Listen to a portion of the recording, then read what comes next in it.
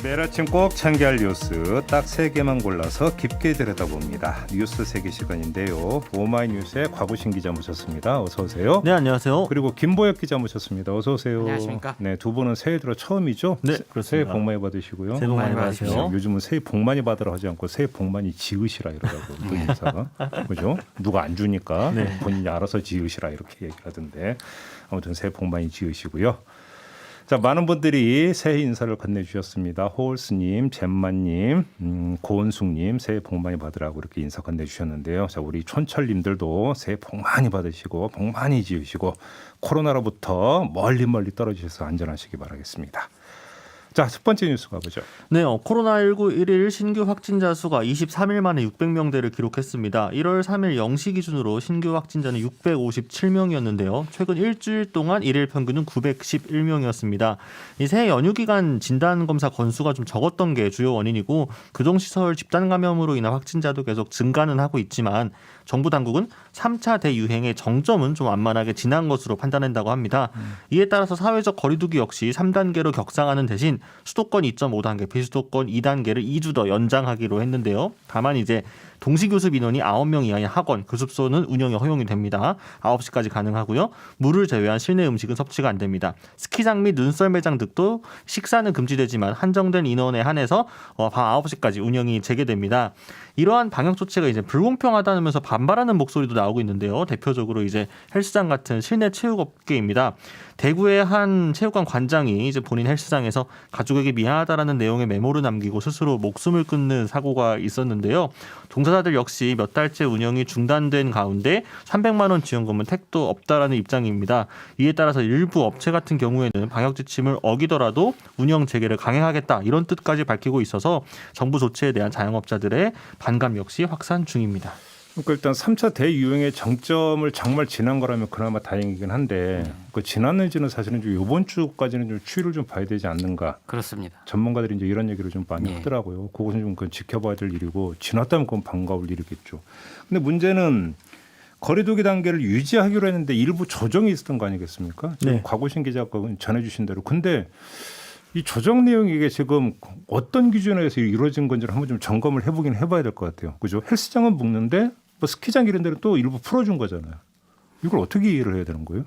그러니까 이제 그 스키장이나 눈썰 매장 같은 경우들에는 딱 겨울 한 시즌에가 대목이고 이때 이제 영업 이익을 가지고 1년을 먹고 사는 분들이기 때문에 이번에 만약 운영이 완전 전면 중단된다고 하게 되면 타격이 너무 크다라는 판단 하에서 일부 풀어준 게 아닌가 이제 이런 식으로 추측해 볼 수 있을 것 같습니다. 근데 그렇다고 하더라도 자영업자 입장에서는 어떤 업종은 안 되고 어떤 업종은 되고 하는 이 기준이 좀 들쑥날쑥하다 보니까 본인은 계속 영업을 못 해가지고 수천만 원씩 폐업도 못하고 월 이렇게 손해를 감수하고 있는 가운데 어떤 업종이 일부 풀리게 되는 상황을 보게 되면 반감이 있을 수밖에 없지 않을까요? 방역 조치에 대해서. 아마 기준 중에 실외도 있을 겁니다. 스키는 실외 스포츠고 그렇겠네요. 실내에서 격하게 이제 비말이 생길 수 있는 네. 업종은 좀 더 심하게 막는 것 같고요. 근데 이제 저는 이 대구 안타까운 소식을 들으면서 조만간 지원될 금액 이름이 정부 지원 3차 지원금 이름이 버팀목이잖아요. 네, 맞아요. 근데 이제 그 버팀목이 되기에 충분치 못하다고 느끼는 분들이 굉장히 많은 거죠. 그런 점에서 좀 안타깝고 정부가 이 위기를 극복을 할 수 있다. 이런 믿음을 줄 수 있었으면 좋겠습니다. 그러니까 버팀목 자금이라고 하는 게 최대가 300만 원이잖아요. 예. 근데 300만 원이라고 해서 가만히 따져보면 헬스장은 사실은 뭐 한두 평 되는 공간에서 여는 게 아니고 맞습니다. 사실은 이제 헬스장 같은 경우는 이제 공간 면적이 상당히 크다 보니까 예.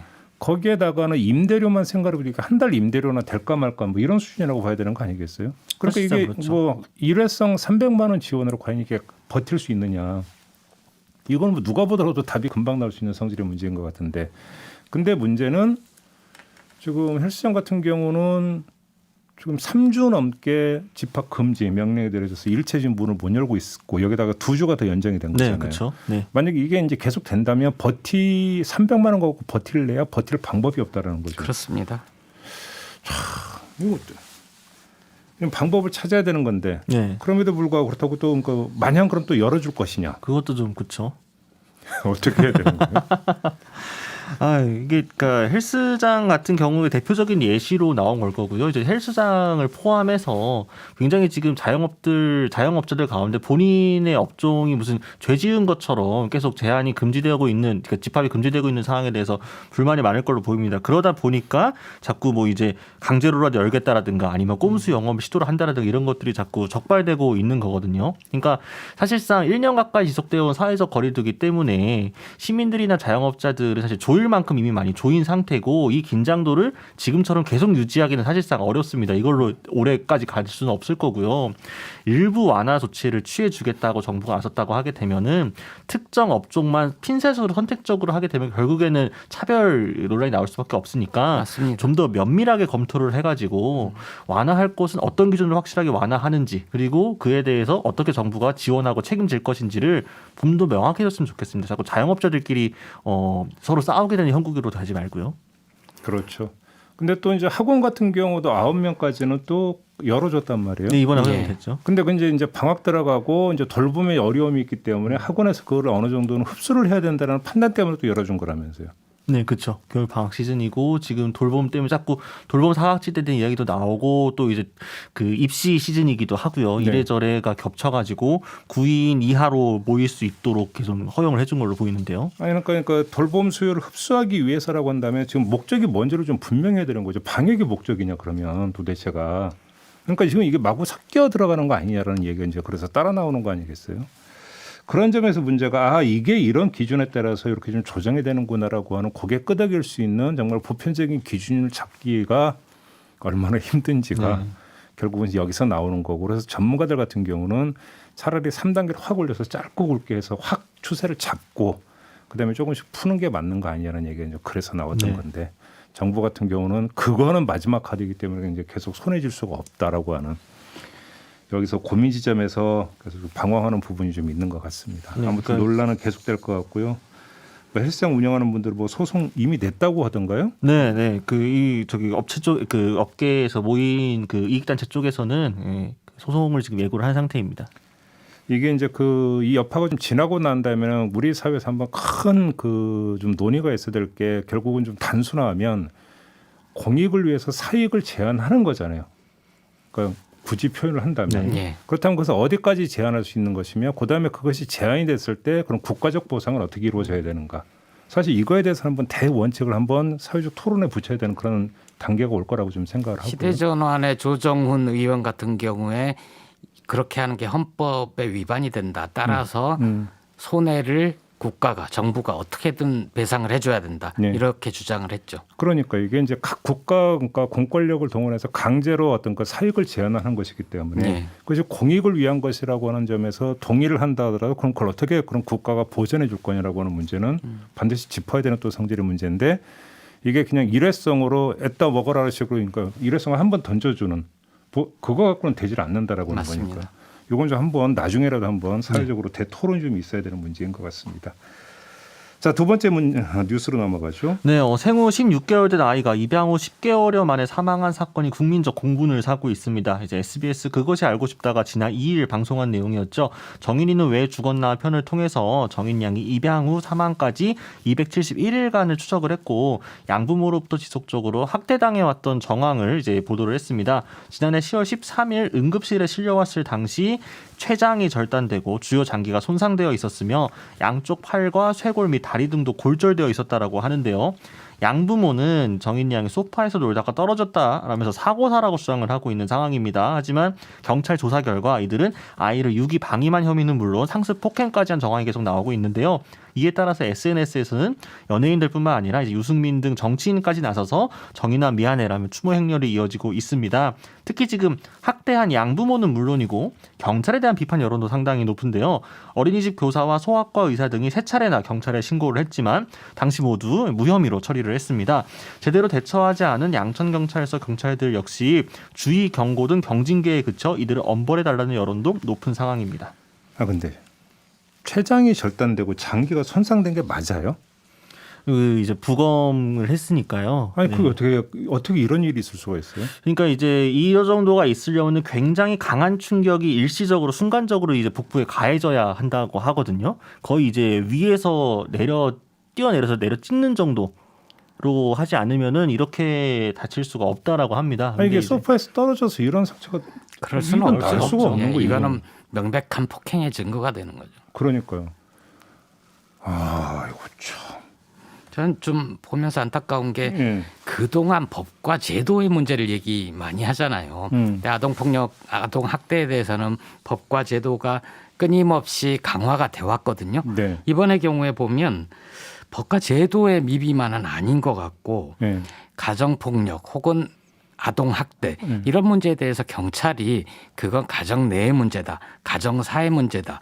좀 지나치게 소극적으로 개입하는 거 아닌가. 네. 최소한 폭력이 관여돼 있는 문제에 대해서는 경찰이 과하다 싶을 정도로 좀 적극적으로 개입해야 될 필요성이 있다고 봅니다. 왜냐하면 예. 이전에 사실상 SOS가 여러 번 들어갔거든요. 최소한 경찰이 3번 이상의 신호를 놓친 거죠. 그러니까 자 보죠. 그러니까 이 정인이의 나이대 때 어떤 정상적인 의사소통이 가능했다고 보기는 힘든 거잖아요. 네. 그런데도 불구하고 어린이집 교사와 소아과 의사 등이 경찰에 신고를 했다면 눈으로만 보더라도 상황이 심각하다는 것을 인지를 했기 때문에 경찰이 신고를 했다고 보는 게 맞겠죠. 예. 그런데도 경찰이 무혐의 처리했다는 게 말이 되는 얘기예요. 이게 이런 결과 어떻게 나올 수가 있어요? 그러니까 이제 경찰에서는 신고가 들어와서 이제 가정을 방문하고 이 양부모를 만났을 때 양부모들이 아니다 그런 일 없다, 뭐 학대하거나 유기한 게 아니라 뭐 넘어졌거나 잠깐 다쳤거나 이런 식으로 자꾸 이제 해명 아닌 해명을 내놓으니까요. 경찰 입장에서는 그냥 뭐 당사자인 양부모들이 그렇게 이야기를 하고 해명을 하니 그걸로 이제 그냥 조사를 마무리하는 식이었던 거죠. 굉장히 좀 뭐랄까요? 관료제의 나쁜 모습에서 드러나는 그 되게 행정직 공무원들이 가끔 벌이는 그런 행태를 민생 일선에 있는 경찰들이 그대로 지금 반복한 게 아닌가, 그 습성을, 그런 생각이 들고, 이런 식으로 경찰이 일을 처리하면서 뭐 수사권 조정이니 뭐 경찰 권한 강화니 이런 말을 할 염치가 있는지 전 잘 모르겠습니다.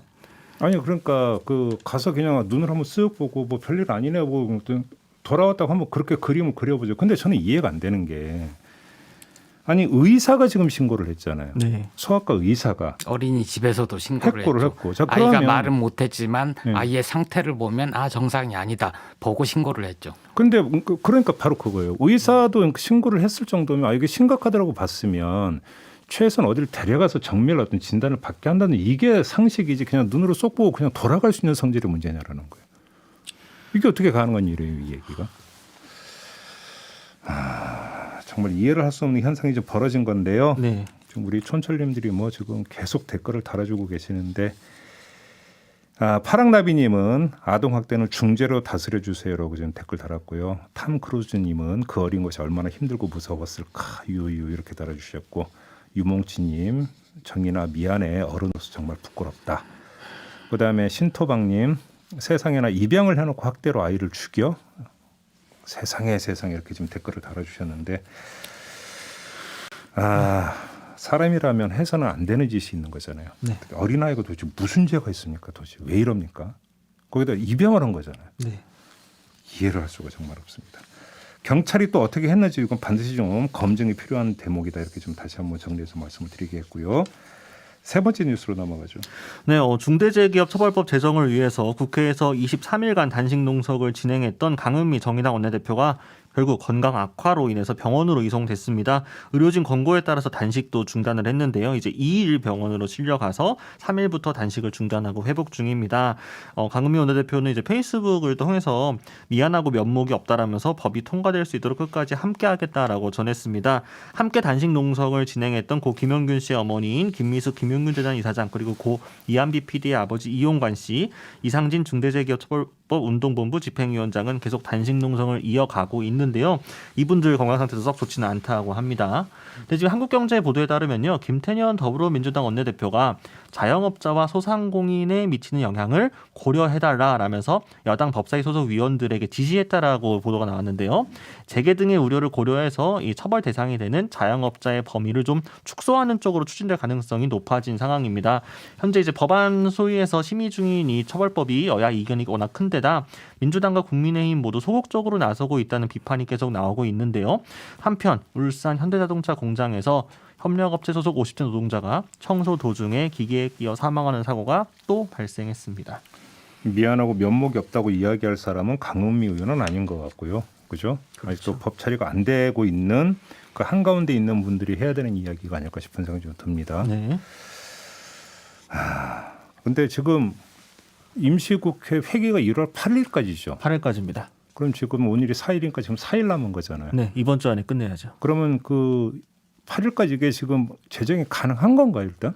물리적으로 불가능한 건 아닌데 아직까지는요. 네. 법안 소위에서 빨리 통과를 시켜가지고 법사위 전체회의에서 통과되고 본회의 올려서 원포인트로라도 본회의를 소집을 하면 이번 주 안에 아직까지 통과는 할 수 있습니다. 근데 그러려면 지금 법안 소위에서 빨리 심의가 마무리가 돼야 되는데 민주당은 지금 이제 계속해서 여러 안들을 두고 지금 조율 중인 상황, 고민 중인 상황이고 국민의힘 같은 경우에는 민주당이 단일화 안 해놓으니까 우리는 협의 못하겠다라는 식으로 계속 지금 뻗팅기고 있죠. 그리고 뭐 상당히 좀 재개 입장도 많이 듣고 있는 상황이고요. 두 당이 이러고 있는 상황이다 보니 사실 뭐 나머지 뭐 소수 정당이나 당사자분들은 앞에서 단식을 하고 농성을 해도 별다른 진전이 없는 상황이죠 아직까지. 이러다가 또 회기 넘기는 거 아닙니까? 또 회기를 넘기게 되면 국회가 민의의 전당이라고 할 자격이 있을지는 잘 모르겠네요. 오늘 김태년 원내대표가 그 중소기업 소상공인들 의견을 듣는다고 합니다. 네. 그 자리에서 어떻게 더 얘기가 나올지도 모르겠는데 문제는 실효성이죠. 김용균법이라고 네네. 지난번에 산업안전보건법 만들었지만 결국 김용균이 근무하던 업장에서도 적용할 수 없는 법이어서 김용균 없는 김용균법 이라고 그렇죠. 하지 않았습니까? 네. 그렇죠. 마찬가지로 이것도 중대재해기업처벌법인데 중대재해가 일어나도 기업을 처벌할 수 없거나 처벌 수준이 지나치게 낮으면 법의 실효성이 없는 거죠. 그렇죠. 문제는 이제 중소기업이나 소상공인 이쪽은 몇 년 유예하다, 4년 유예하자 이런 얘기가 나오는데 저는 좀 처음에는 좀 과하다 싶게 처벌을 해야 큰 방향이 틀어지지 않겠나. 네. 재계의 우려대로 자영업, 뭐 중소기업 이런데 여력이 없다면 예. 원청업체인 대기업들이 하거나 아니면 그것도 애매하면 정부가 지원해서라도 안전관리자를 두고 위험 방지 의무를 지우게 해야 되는 거죠. 지금 중대재해 그러니까 이게 산업안전법 갖고는 안 된다라고 하는 것들을 좀 보여주는 조사 결과가 하나 나온 게 있어요. 네, 그러니까 경향신문이 오늘 이제 보도를 한 내용입니다. 네. 이제 경향신문에서 산업안전보건법 1심 판결을 전수조사를 했는데요. 좀 통계를 내보니까 사측에서 노동자 죽음에 책임을 졌을 때 평균적으로 869만 원 정도 졌다고 합니다. 1인당. 네, 1인당 16억 800만 원을 185명에게 나눈 건데요. 이제 피고인 한 명당 이제 벌금으로 결산할 경우에 평균 518만 원이었고요. 법인으로 치면 553만 원 정도 냈다라고 합니다. 예시를 몇 개 들어보면요. 물류터미널에서 감전 사고가 일어났을 때 당시 원청이었던 CJ 대한통운이 낸 벌금은 500만 원이었습니다. 지금 재계에서 소위 말해서 세계 최고 수준의 처벌을 받고 있다라고 주장하는 내용이 이 정도라는 거죠. 그러니까 이제 산업안전보건법 갖고는 안 된다라고 하는 이야기 그러니까 지금 하나의 어떤 조사 결과에서 그대로 나오는 거잖아요. 네. 그냥 뭐 그러니까 사업주나 이런 사람이 되면 벌금이 500만 원이었다 했다. 그래갖고 경각심이 생기겠느냐라고 얘기는 당연히 따라붙는 거 아니겠습니까? 빨리 좀 처리해 주기를 부탁을 드리면서 자 오늘 뉴스 세계는 이렇게 마무리하겠습니다. 김보협 기자, 곽우신 기자 두 분과 함께했습니다. 고맙습니다. 감사합니다.